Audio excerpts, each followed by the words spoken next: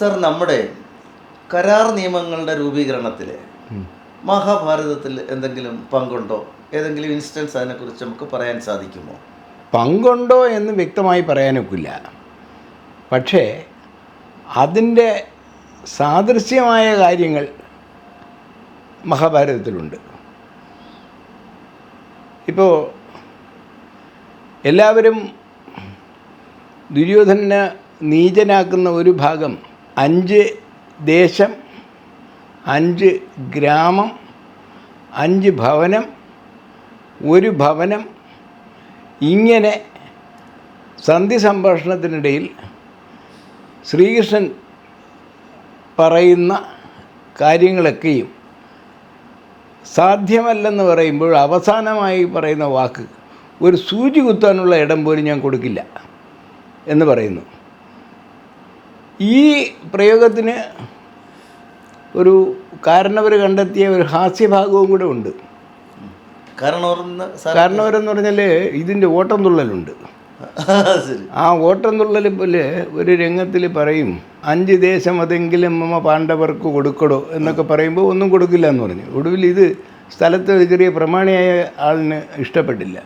അപ്പോൾ കക്ഷി സഹിച്ച് ക്ഷമയുടെ നെല്ലിപ്പല കണ്ട രീതി പറഞ്ഞ് ആ പെണ്ണിനെയും കൊച്ചുങ്ങളെയും വിളിക്ക്, ഞാൻ കൊടുക്കാം അവർക്കൊരു വീട് എന്ന് പറഞ്ഞൊരു ധാർമ്മിക രോഷം കൊള്ളുന്ന ഒരു ഓട്ടം തുള്ളൽ കേട്ട ഒരു കാരണവരുടെ കഥയുണ്ട്.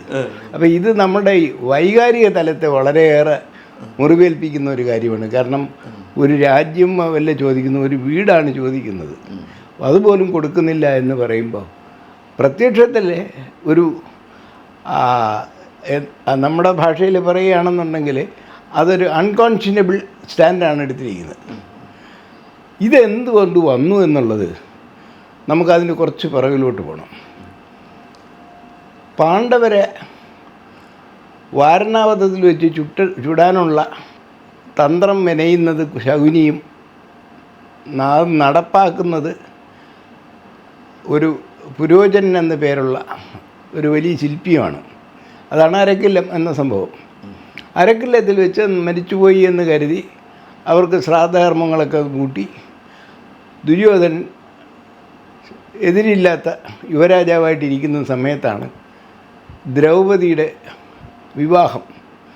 അതിന് ഹസ്തിനപുരത്തേക്ക് ക്ഷണം വരുന്നു. ആ ക്ഷണം സ്വീകരിച്ച് ദുര്യോധനനോടൊപ്പം കർണനും പോകുന്നു.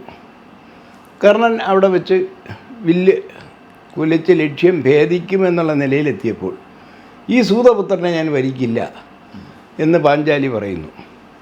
അതുവരെ ചെയ്ത പ്രവൃത്തികളെല്ലാം ആദ്യമേ തന്നെ പറഞ്ഞിരുന്നെങ്കിൽ വരേണ്ടിയിരുന്നില്ലല്ലോ എന്നുള്ള രീതിയിൽ ഇച്ഛാഭംഗത്തോടെ കർണൻ ഇതിൻ്റെ ഭവിഷ്യത്ത് നിങ്ങൾ ഈ ജീവിതത്തിൽ നേരിടേണ്ടി വരും എന്നുള്ളൊരു ശാപത്തോടു കൂടി ഇറങ്ങിപ്പോകും. അങ്ങനെ ഇറങ്ങിപ്പോകുമ്പോൾ അതിന് പകരം ചോദിക്കണമെന്ന് പറഞ്ഞ് ദുര്യോധനനും തയ്യാറാകുന്നുണ്ട്. എന്തായാലും ഈ വിവരം അവിടെ ബ്രാഹ്മണനായ ഒരുത്തനാണ് വിവാഹം കഴിച്ചതെന്ന് അറിയുമ്പോൾ ഇവൻ എങ്ങനെ ബ്രാഹ്മണൻ ഇതിന് കർണനേക്കാൾ മികച്ചവനായ ആളായി മാറിയെന്ന് ദുര്യോധനന് സംശയം തോന്നും. അപ്പോൾ ദുര്യോധനൻ കർണനോട് പറയും, നമുക്കിതൊന്ന് അന്വേഷിച്ചിട്ട് പോവാം. അപ്പോൾ ഉടനെ തന്നെ ബാക്കിയുള്ള പങ്കെടുത്ത നിരാശയുള്ള വിഭാഗക്കാർ മുഴുവനും ഉണ്ടല്ലോ, അവർ അപ്പം തന്നെ ഒരു യൂണിയൻ അങ്ങ് സ്ഥാപിച്ചു. അവരൊരു ഉത്സാഹ കമ്മിറ്റിയിലേക്ക് കയറി നേരെ അങ്ങ് പോയി. അപ്പോൾ വളരെ വേഗത്തിൽ തന്നെ അസ്ത്രങ്ങളൊക്കെ അയച്ച് അർജുനൻ ഇവരെയൊക്കെ നിഷ്പ്രയാസം പരാജയപ്പെടുത്തി.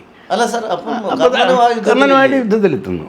കർണൻ അയക്കുന്ന അസ്ത്രങ്ങൾ എല്ലാം പ്രത്യസ്ത്രങ്ങളുണ്ട്, ഒരാൾ തടുക്കുന്നു. അത് ഈ ബ്രാഹ്മണൻ എങ്ങനെ സാധിക്കും? ഇതിനിടയിൽ ഒരസ്ത്രം സർവാസ്ത്രഘാതിയായിട്ട് അയക്കുന്നത് കർണൻ്റെ കവചം തടയുന്നു. അപ്പോൾ കർണന് മനസ്സിലായി ഈ എതിരാളി എന്ന് പറയുന്നവൻ ബ്രാഹ്മണനല്ല, ഇത് അർജുനന് മാത്രമേ ഇത്രയും കരുത്ത് കാണിക്കാൻ പറ്റൂ.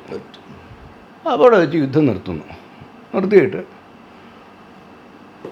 താങ്കൾക്ക് നല്ലൊരു കുടുംബജീവിതം ആശംസിക്കുന്നു എന്ന് പറഞ്ഞ് കർണൻ അവിടെ നിന്ന് പോരുകയും ഇതിന് ശേഷം പാണ്ഡവർ ജീവിച്ചിരിക്കുന്നു, അവർ പാഞ്ചാല രാജ്യത്ത് പാഞ്ചാലിയെ കല്യാണം കഴിച്ചിരിക്കുന്നു എന്നുള്ള വിവരമൊക്കെ ഹസ്തിനപുരത്ത് അറിയും. അപ്പോൾ പാഞ്ചാലിയെ കല്യാണം കഴിച്ചതോടുകൂടി പാണ്ഡവർക്കൊരു വീടും കുടിയും ഒക്കെയായി. അതെ അതെ എന്ന് വേണമെങ്കിൽ പറയാം.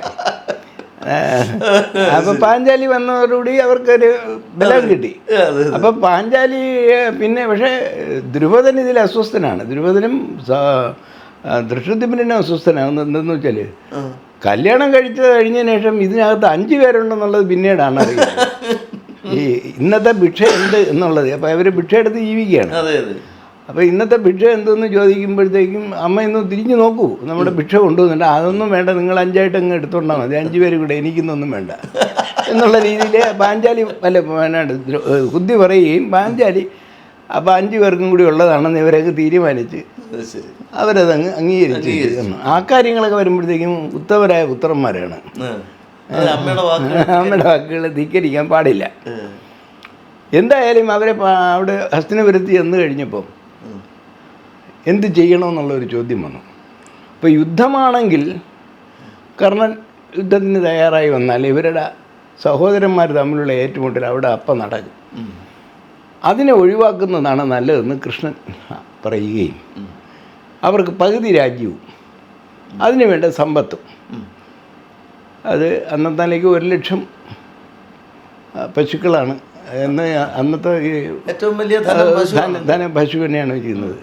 അത് അതിൻ്റെ കൂട്ടത്തിന് ഘോഷം എന്ന് പറയാം. അതുകൊണ്ടാണ് ഘോഷയാത്ര എന്ന് പറയുന്നൊരു പദം പിന്നീട് വന്നത്.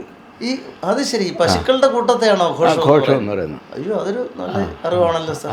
അപ്പോൾ ഘോഷയാത്ര എന്ന് പശുക്കൾ കൂടിയായിട്ടാണ് ആ പശുക്കളുടെ കൂട്ടത്തിൽ വന്നതാണ് അല്ലേ ഘോഷയാത്ര. അപ്പോൾ അത് വരുന്നുണ്ട്. പിന്നെ പശു നമ്മളെ ഒരുപാട് സഹായിച്ചിട്ടുണ്ട്, ദ്രോഹിച്ചിട്ടുണ്ട്. അത് എവിടെയെന്ന് ചോദിച്ചാൽ പിന്നെ ഈ പ്ലാസി യുദ്ധത്തിൻ്റെ മൂല കാരണം എന്ന് പറയുന്നത് പശുക്കളാണ്.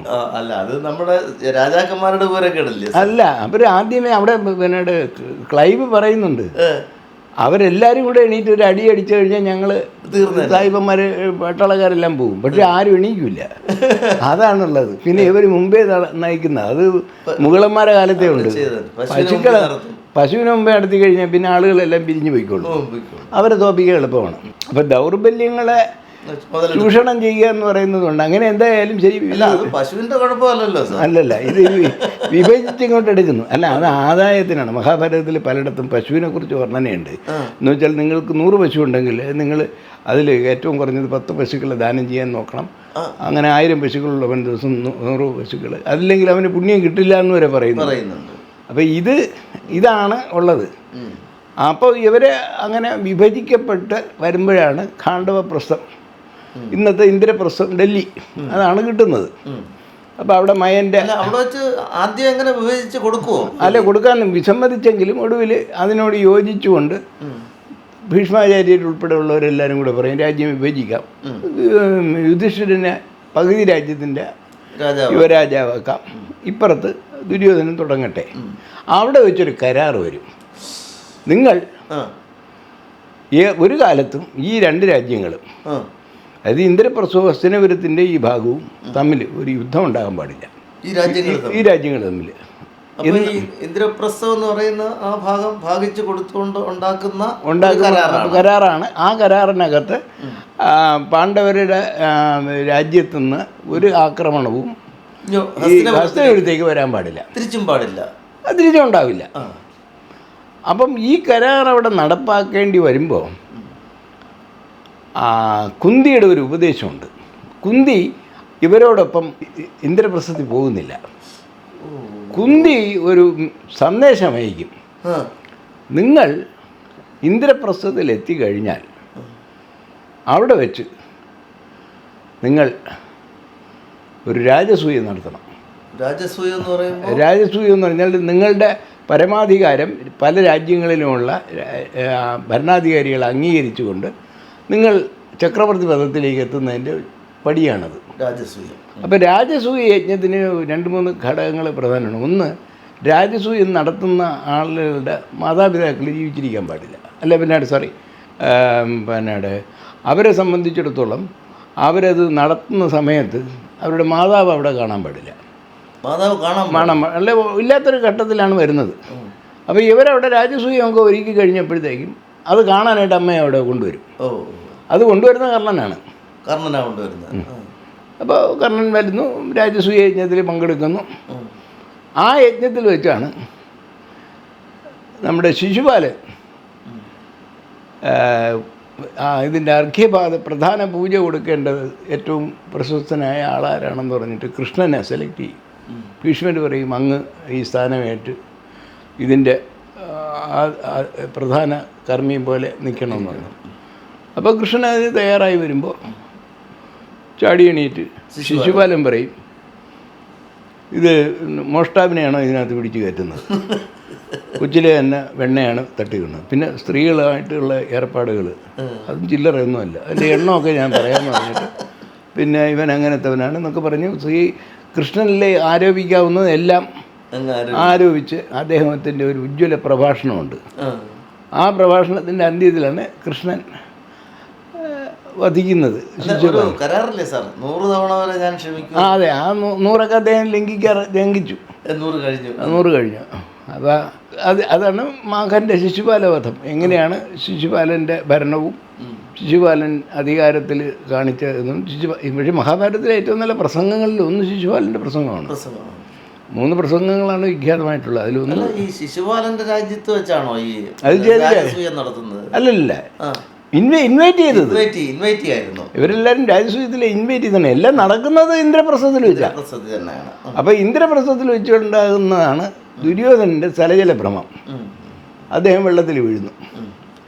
അദ്ദേഹം നല്ല തറയാണെന്ന് കരുതി കാല് വെച്ചു, വെള്ളത്തിലായി. അപ്പോൾ വെള്ളത്തിലായപ്പോഴത്തേക്കും കർണനാകെ വിഷമിച്ചു. കാരണം കൂട്ടുകാരൻ വെള്ളത്തിൽ വീഴുകയും ചെയ്തു.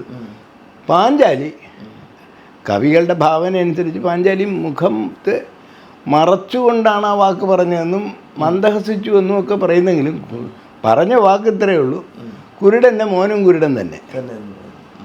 ഇത് ഒരു മാരകമായ അസ്ത്രം പോലെ കൊണ്ടു ദുര്യോധനൻ്റെ മനസ്സിൽ.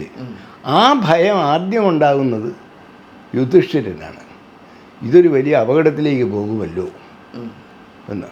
അപ്പോൾ അവിടെ നിന്ന് ഇറങ്ങി വന്ന ദുര്യോധനൻ സ്വന്തം രാജ്യത്ത് എത്തിക്കഴിഞ്ഞുകൊണ്ട് അവിടെയുള്ളതെല്ലാം അടിച്ച് തകർക്കുകയാണ്. ദേഷ്യം വന്ന്. കാരണം എനിക്കിനി ജീവിച്ചിട്ട് കാര്യമില്ല. എന്നെ അവൾ വിളിച്ചിരിക്കുന്ന വാക്കെന്താണ്, ഞാൻ കുരുടൻ്റെ മകൻ കുരുടനാണ്, അത് സാധ്യമല്ല. അപ്പോഴത്തേക്കും കർണൻ ഓടിയെത്തും. കർണൻ പറയും നമുക്കിപ്പോൾ തന്നെ യുദ്ധത്തിന് പോകാം. അവരെല്ലാം പരാജയപ്പെടുത്തും. ആ സമയത്താണ് അതിനേക്കാളൊന്നും അല്ല, അത് നേരെയുള്ള മാർഗമല്ലേ, നമുക്ക് വളഞ്ഞ വഴി വേറെ കിടക്കുകയാണല്ലോ എന്ന് പറഞ്ഞിട്ട് ശകുനി വരും. ശകുനി പറയും ഞാനിതെല്ലാം അവരെ തന്നെ ഇനി ഇവിടെ വരുത്തിത്തരാം, നിങ്ങളൊന്നും അനങ്ങണ്ട. അല്ല, മറ്റേ കരാറുമില്ല യുദ്ധം ചെയ്യാൻ പാടില്ലെന്ന്. അത് ഈ രാജ്യത്തിന് മാത്രം. പക്ഷെ അതുകൊണ്ട് അവർ ഭാഗ്യരാജ്യങ്ങളുടെ നേതാവായി കഴിഞ്ഞപ്പോൾ ഇവരെ സാമന്തരാജ്യത്തിന് തുല്യമായി. ഇവർക്ക് പിന്നെ പിടിക്കാനൊന്നും ഇല്ലല്ലോ. അത് ശരി. ഇവർക്ക് പിന്നെ ഒന്നും ഇല്ലല്ലോ. ലോകത്തുള്ള ബാക്കിയുള്ള രാജ്യങ്ങളെല്ലാം അവരെ അംഗീകരിച്ചു കഴിഞ്ഞാൽ അവർ ചക്രവർത്തി തന്നെയാണ്. പിന്നെ ഇപ്പോൾ ആര്യവർത്തത്തിൽ 2 രാജ്യങ്ങളേ ഉള്ളൂ. ഒന്ന് ഹസ്തനപുരവും മറ്റൊന്ന് ഇന്ദ്രപ്രസ്ഥം അടങ്ങുന്ന മറ്റ് രാജ്യങ്ങളും. അപ്പം ചക്രവർത്തിയും രാജാവും തമ്മിലുള്ള വ്യത്യാസം അവിടെ വരുന്നു.